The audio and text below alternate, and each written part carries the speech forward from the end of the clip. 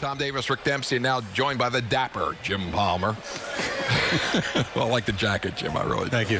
How about, I know you're big on this balls in play, hitting ball, without the strikeouts taken out of the batting average. Well, you showed that number, and the league average, you got to understand the league average is 300. So, he's 285 before this year. It tells you that, he knows how to pitch. A bad year for Chris Tillman. A couple of years ago, he was 11-11, but usually it's anywhere from 13 to 16 wins. So, shoulder problems early on. I think it caused some mechanical problems. He said, you look at 1-7 with an ERA of close to 8 runs a game, and you're thinking, well, can't really be healthy.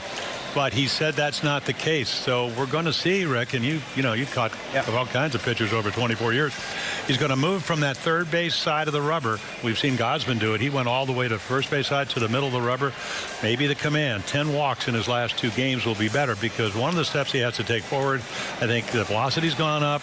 The 12-6 curveball, he threw some, but not for strikes. But it seemed like every ball is this far inside to the right-hander. So move over a little bit, and then we'll see if that adjustment helps him. Well, let me ask you this about it, Jim, because, everybody thinks he's been hurt because he's just not throwing like he used to throw.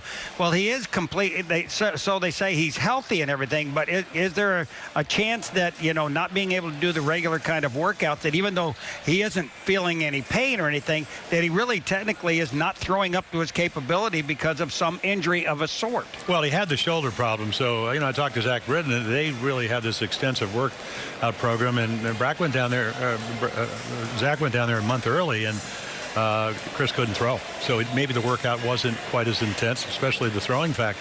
But again, just think about it. You're 1-7. He's been a big game pitcher. He's pitched in playoffs. He's always been able to kind of come up at the right time. Even to have this opportunity, what a gift. I know he makes a lot of money, but he's got a chance over the next, the rest of this month, as you go into, October 2nd, to really make a difference. When I hurt my elbow, I went from 2-0 to 2-7. I came back and went 5-5, but we won 28-6. We talked about that last week, Tom. So now all of a sudden you could be part of this pennant chase, and I think that's huge. And again, I think the velocity's gone up, but the command and the home run balls. He's given up 19 runs in his first inning with 7 home runs in the first inning. So that obviously has to get a little better. And wouldn't it be nice for him to go out there and have a positive, maybe 2 or 3 shutdown innings and let the Oriole offense do their thing?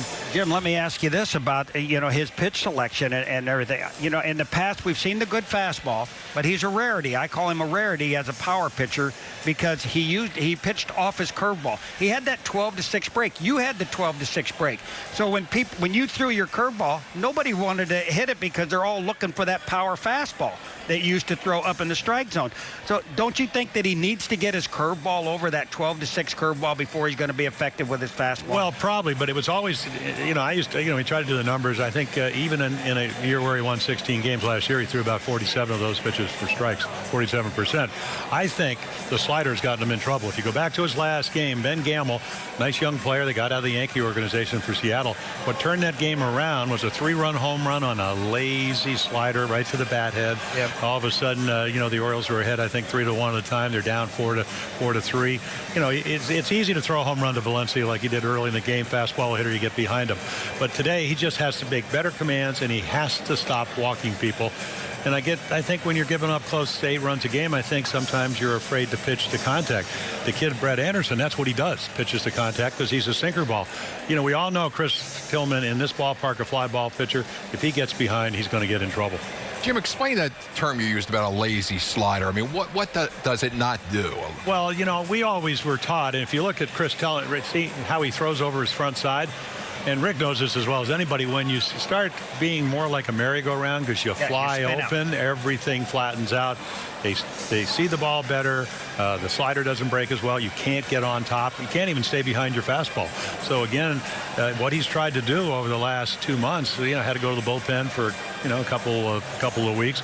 Try to get the glove out of your hand a little bit quicker. Get it up, because they give you that 10-inch mound. What do you want to do? Get your arm up and throw downhill.